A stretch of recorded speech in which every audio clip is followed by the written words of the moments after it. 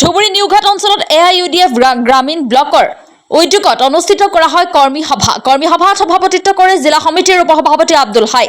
আজিৰ সভাত উপস্থিত থাকে কেন্দ্ৰীয় সমিতিৰ সম্পাদক জাকিৰ খণ্ডকাৰ, জিলা কমিটিৰ সাধাৰণ সম্পাদক নাজিমউদ্দিন শ্বেখ, গ্ৰামীণ ব্লকৰ সভাপতি মনসব আলী আৰু জিলা কমিটিৰ সম্পাদক হানিফ আলীকে ধৰি 18টা পঞ্চায়তৰ বিষয়ববীয়াসকলৰ উপস্থিতিত এই কৰ্মী সভাত সমাগত 2026 চনৰ নিৰ্বাচন সন্দৰ্ভত সাংগঠনিক দিশত আলোচনা কৰা হয়।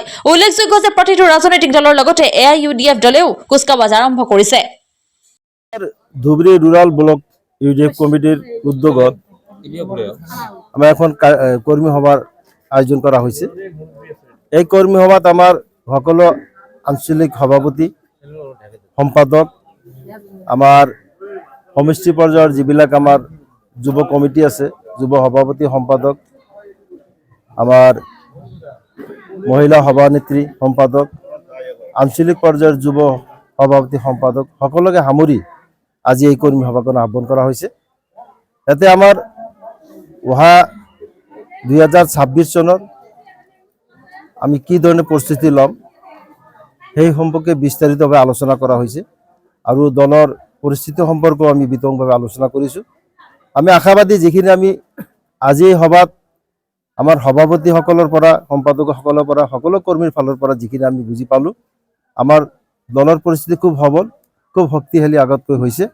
অহা 2026 ইনশাআল্লাহ নজৰুল হক সাহেব যোৱাবাৰতকৈ দ্বিগুণ ভোটত জয়যুক্ত হ'ব বুলি আমি আজি আশ্বস্ত হ'লোঁ। গোটেই অসম আমাৰ সিট আমাৰ ইউডিএফ দলে পাব, ইয়াত কোনো সন্দেহ নাই, নিশ্চিতভাৱে পাব। আৰু আমাৰ হাইকমাণ্ডৰ কথা হিচাপে আমি যিখিনি গম পাইছোঁ 30ৰ পৰা 35লৈকে সিট দিব, য'ত আমাৰ জিকাৰ সম্ভাৱনা অসম্ভৱ। আমি এন্টি বিজেপি আমাৰ এই দলটো গঠন হৈছে। বিজেপিয়ে যিখিনি আমাৰ সংখ্যালঘু সম্প্ৰদায়ৰ ওপৰত যিখিনি নিৰ্যাতন চলাই আছে, জমিৰ পাট্টাৰ পৰা আৰম্ভ কৰি ডিটেনশ্যন কেম্পলৈকে, আমাৰ বিশেষকৈ আমাৰ ধৰ্মীয় সংখ্যালঘুৰ ওপৰত যিখিনি অত্যাচাৰ চলি আছে, আমাৰ বিজেপিৰ লগত যোৱাৰ কোনো যুক্তিয়ে নাই। আৰু তাৰ বিপক্ষে আমাৰ এই দলখন গঠন হৈছে। আমি কেনেকৈ জাতিক উন্নতি কৰিব পাৰোঁ, শক্তিশালী কৰিব পাৰোঁ আৰু বিজেপিৰ লগত আমি ফাইট দিব পাৰোঁ। দেখা গৈছে যে চাওক, এতিয়াতো এইটো দুৰ্ভাগ্য যে আমি আগত শুনিছোঁ এইটো আমাৰ বাপদাদাৰ দল বুলি কৈছে আৰু আমিও ভোট দিছোঁ। আমাৰ ওপৰত যিবিলাক মুৰব্বী আছে তেওঁলোকে কংগ্ৰেছকে ভোট দিছে, কিন্তু আমি যিখিনি দেখা পাইছোঁ কংগ্ৰেছৰ সময়ত যিখিনি আমাৰ মাইনৰিটিৰ ওপৰত যিখিনি হত্যাযজ্ঞ হৈছে, অত্যাচাৰ হৈছে, সেইটো আমি পাহৰিব নোৱাৰোঁ। আজি মৌলানা বদৰুদ্দিন আজমল সাহেব এই দলখন গঠন কিয় কৰিলে? তেখেতে গম পাইছে যে আমাৰ যিবিলাক ধৰ্মীয় সংখ্যালঘু মানুহে যিবিলাক ভোট দি আছে কংগ্ৰেছক বিশ্বাস কৰি, কিন্তু সেই বিশ্বাসখন আমাৰ কংগ্ৰেছে এইটো পালন কৰিব পৰা নাই। আপুনি 1952 চনৰ পৰা আমি আৰম্ভ কৰক, জাবালপুৰত কি হৈছিল, 20,000 মানুহ হত্যা কৰা হৈছিল। 1985 চনত মুৰাদাবাদত মুছলমান মানুহ গণহত্যা কৰা হৈছিল। বিশেষকৈ আমাৰ অসমতে, আমাৰ ঘৰৰ ওচৰতে নেলিত 1983 চনত কি কৰিলে? হাজাৰ হাজাৰ মহিলা, আপোনাৰ পুৰুষ, ছোৱালী, আপোনাৰ কেঁচুৱা মানুহক যিগুলো হত্যা কৰিলে। চৰকাৰীভাৱে 12,000 কৈছে, কিন্তু বেচৰকাৰীভাৱে 30,000ৰ ওপৰত মানুহক হত্যা কৰা হৈছিল। কোন পিৰিয়ডত হৈছে? কংগ্ৰেছী পিৰিয়ডত হৈছে। যেতিয়া আমাৰ মৌলানা বদৰুদ্দিন আজমল সাহেবে দেখিছে যে আমাৰ এই মানুহবিলাকৰ নিৰাপত্তা দিয়াৰ কাৰণে কংগ্ৰেছ যথেষ্ট নহয়, আমাৰ নিজাববীয়াকৈ একটা দলৰ প্ৰয়োজন আছে, আমাৰ ৰাইজৰ কাৰণে মাত মাতিবলৈ আমাৰ প্ৰয়োজন আছে, যাৰ কাৰণে 2005 চনত এই দলখন গঠন কৰিছে। এতিয়া আপুনি পৰিচয় কৰিছে যে কংগ্ৰেছ যদি মাতে কি কৰিব?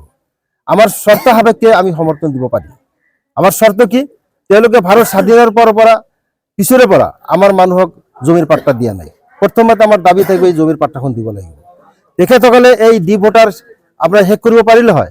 ডি ভোটাৰৰ সমস্যা যিটো, আমি নকওঁ যে বিদেশী মানুহকো নাগৰিকত্ব দিব লাগে, যিবিলাক আমাৰ ভাৰতীয়, যিবিলাক আমাৰ ধৰ্মীয় সংখ্যালঘু যিবিলাক মানুহ এই ডি ভোটাৰত অন্তৰ্ভুক্ত হৈ আছে, তেওঁলোকৰ পৰ্যবেক্ষণ কৰি ভাৰতীয় নাগৰিকক ডি ভোটাৰৰ পতাই নিৰাপত্তা দিব লাগে আৰু তেওঁলোকে ৰেহাই দিব লাগে।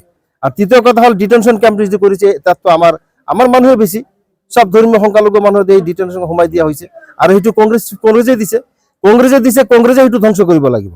এই তিনিটা দাবীত যদি আমাক কংগ্ৰেছ যদি সঁহাৰি দিয়ে, আমাৰ দাবী যদি মানি লয়, তেনেহ'লে আমাৰ ইউডিএফৰ ফালৰ পৰা কংগ্ৰেছৰ সমৰ্থন দিয়ে আমাৰ কোনো দ্বিমত নাই।